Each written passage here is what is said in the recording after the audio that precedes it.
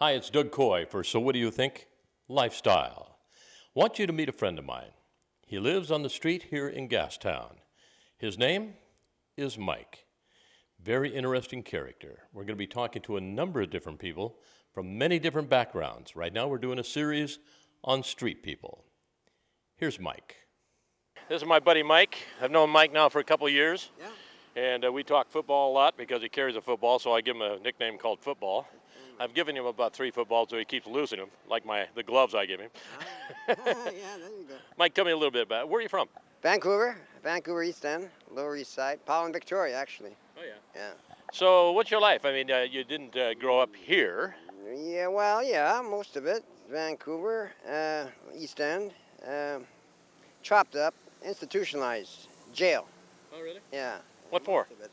For forgery, cashing checks to feed a heroin habit at the time, you know.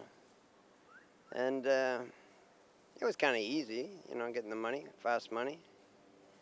And but it got to a point I just put my own name on it, you know what I mean? Just to get the money and then you pay the price, you know. 4 years was maximum for a forgery charge, but it still is, I think, on the books.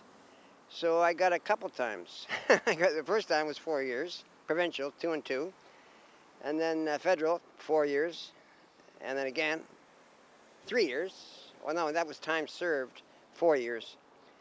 It came out to about 17 years. 17 years in jail? 17, yeah, off and on, chopped up, you know what I mean? But let me see, I got out of, they started leaving me where they found me. If I was out of the province, they'd leave me in the nearest penitentiary rather than fly me back type of thing. So I got stuck out in Winnipeg, Manitoba. And I finished my time off there, and I went to Winnipeg, met a girl, played house, had a child, and then wow, you know what I mean?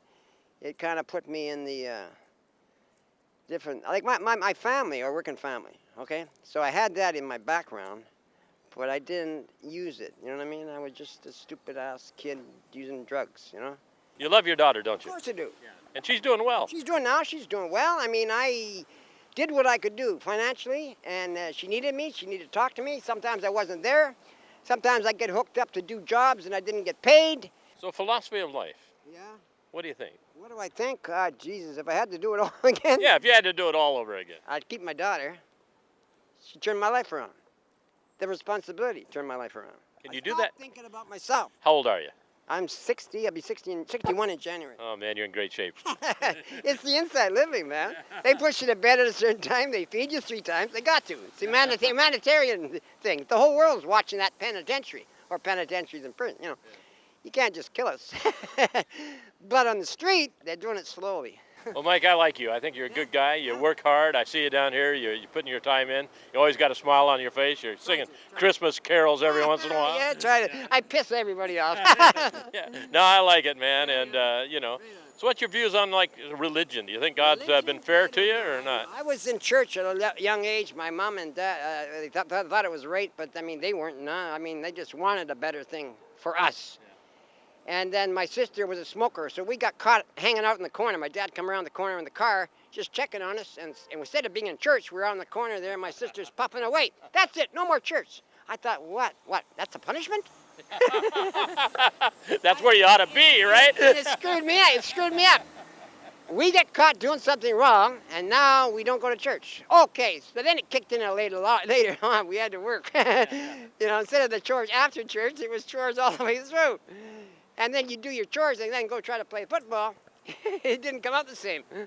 So these kids out there that are, you know, like young like you were at one time, and they're screwing around with the drugs and stuff. What do you say to them? Yeah, look in there. It's confusing. Like I saw what we did with the heroin and the drugs and the needle. You got 18 months for a dirty spoon if you had it on the spoon. And a dirty outfit with substance inside the outfit, that would get you 18 months. You know, not federal time, but provincial lockup. All right, Mike. Well, I've taken more time than I should.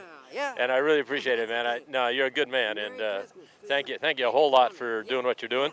Listen, a 10 spot. There you go. That's a couple of cigars right there. Couple cigars. Okay, well, don't spend it all, and don't lose it, like you did those gloves. Okay? Yeah, I know. All right, Mike.